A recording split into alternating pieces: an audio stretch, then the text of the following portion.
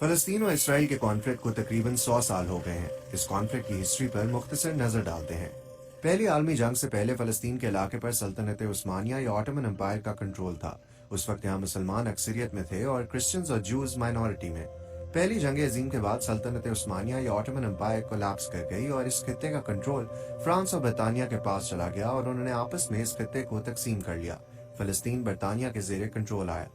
اس علاقے پر جب کنٹرول برطانیہ کے پاس آیا تو یورپ سے یہودی بڑی تعداد میں یہاں آنے لگے، اور تب مقامی عرب آبادی اور یہودیوں کے درمیان ٹینشنز اس وقت شروع ہوئیں جب برطانیہ نے فلسطین میں یہودیوں کے لیے ان کا علاقہ مخصوص کیا۔ اسی دوران یورپ میں یہودی زائنسٹ موومنٹ یا صہیونی تحریک بھی زور پکڑ رہی تھی۔ زائنسٹ موومنٹ کا آئیڈیا یہ ہے کہ جیوز کی اپنی ایک الگ ریاست ہونی چاہیے، یعنی یہودیت صرف مذہب ہی نہیں بلکہ ایک قوم ہے جس کی اپنی اسٹیٹ ہونی چاہیے۔ عام الفاظ میں یہ کانفلکٹ دو گروپس کے درمیان ہے جو ایک لینڈ یعنی فلسطین کو اپنا کلیم کر رہے ہیں۔ جیوز کا کہنا ہے کہ یہ ان کا آبائی علاقہ ہے، جبکہ مقامی عرب بھی اس علاقے کو اپنا کلیم کرتے ہیں اور یہودیوں کے اس دعوے کو مسترد کرتے ہیں۔ 1920s اور 1940s کے درمیان فلسطین میں یہودیوں کی آبادی بڑھنے لگی۔ یورپ سے کئی یہودی اپنی جان بچا کر اس علاقے کی طرف آتے رہے۔ خاص طور پر دوسری عالمی جنگ کے دوران ہونے والے ہولوکاسٹ سے جان بچا کر یہودی بڑی تعداد میں فلسطین پہنچے، جسے اس وقت بھی برطانیہ کنٹرول کر رہا تھا۔ یہودیوں کی بڑھتی ہوئی آبادی کے ساتھ برطانیہ کی حکومت اور مقامی عربوں کے درمیان تشدد بڑھنا شروع ہو گیا۔ زائنسٹ آرگنائزیشنز نے ملٹری گروپس بنا لیے جنہوں نے دوسری جنگ عظیم کے بعد مقامی عربوں سے لڑائی اور برطانوی کنٹرول کے خلاف ریزسٹنس بڑھا کر الگ ریاست کے لیے دباؤ بڑھانا شروع کیا۔ اس کے بعد 1947 میں جب مقامی عربوں اور یہودیوں کے درمیان وائلنس بڑھنے لگا تو اقوام متحدہ نے ووٹنگ کے ذریعے فیصلہ کیا کہ فلسطین کو دو ٹکڑوں میں تقسیم کیا جائے، جن میں ایک یہودی ریاست ہو یعنی اسرائیل اور ایک عرب ریاست یعنی فلسطین، جبکہ جیروسلم یعنی بیت المقدس ایک بین الاقوامی شہر ہوگا۔ اس پلان کا مقصد جیوز کو اپنی ریاست دینا اور فلسطین کو انڈیپینڈنس دینا تھا تاکہ وائلنس پر قابو پایا جا سکے۔ اقوام متحدہ کا یہ پلان یہودیوں نے تو قبول کر لیا، لیکن آس پاس کے عرب ممالک نے اسے یورپ کی کولونیلزم کے طور پر دیکھا کہ عربوں سے ان کا علاقہ زبردستی لیا جا رہا ہے۔ 14 مئی 1948 کو اسرائیل کا قیام ہوا تو اگلے ہی دن جارڈن، ایجپٹ، سیریا اور عراق نے حملہ کر دیا۔ یہ پہلی عرب اسرائیل جنگ تھی۔ اس جنگ کو النکبہ یا دی کیٹاسٹرفی کہا جاتا ہے۔ اس جنگ کے باعث 7.5 لاکھ فلسطینیوں کو جان بچانے کے لیے ہمسایہ ممالک میں فرار ہونا پڑا یا انہیں اسرائیلی فوجیوں نے بے دخل کر دیا۔ یہ جنگ اسرائیل نے جیتی اور ہمسایہ ممالک کو ہرا کر ان کے کنٹرول میں وہ علاقہ بھی آ گیا جو UN کے بتائے گئے علاقے سے زیادہ تھا۔ اسرائیل کو اب تقریباً تمام فلسطین پر کنٹرول حاصل ہو گیا سوائے غزہ اور ویسٹ بینک کے۔ غزہ ایجپٹ کے کنٹرول میں تھا اور ویسٹ بینک جارڈن کے کنٹرول میں۔ یہ شروعات تھی کئی دہائیوں پر بیسڈ اسرائیل اور عرب کانفلکٹ کی۔ اس دوران عرب ممالک سے کئی یہودی اسرائیل آ گئے۔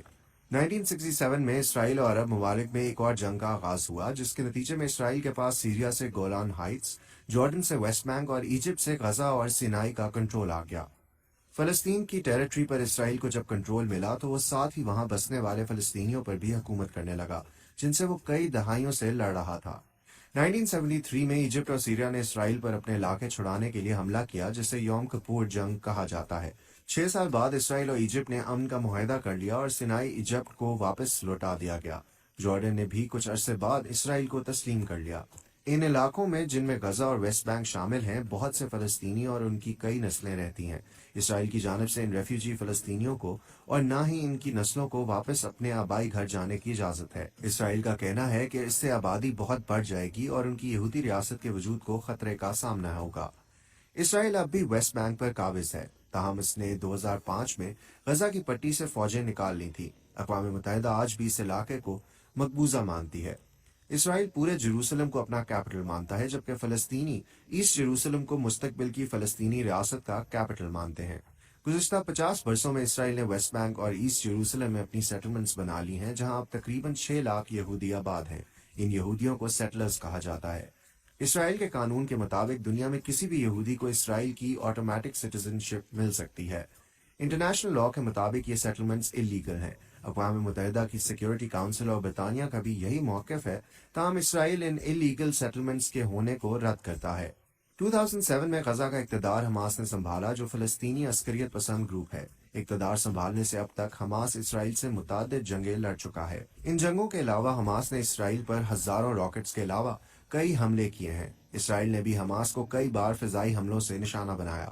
2007 سے اسرائیل نے غزہ کی پٹی کا محاصرہ کر رکھا ہے تاکہ حماس کو آئسولیٹ کر سکیں اور اسرائیلی شہروں پر حماس کی جانب سے راکٹ فائرنگ پر قابو پا سکیں۔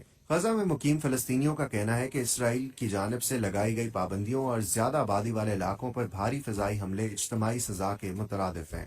اسرائیل کے کنٹرول کرنے کا مطلب یہ بھی ہے کہ اسرائیل غزہ کے لوگوں کا پانی، خوراک اور فیول وغیرہ بھی کنٹرول کرتا ہے۔ فلسطین اور اسرائیل کے درمیان مین پرابلمز کیا ہیں؟ فلسطینی ریفیوجیز جو اپنے آبائی گھروں کو لوٹنا چاہتے ہیں ان کا کیا ہوگا؟ ویسٹ بینک میں یہودی سیٹلمنٹس کو ختم کر دینا چاہیے یا انہیں رہنا چاہیے؟ کیا فلسطین اور اسرائیل کو جیروسلم شیئر کرنا چاہیے؟ اور سب سے ٹرکی یہ کہ اسرائیل کے ساتھ فلسطین کی ریاست کو بنانا چاہیے؟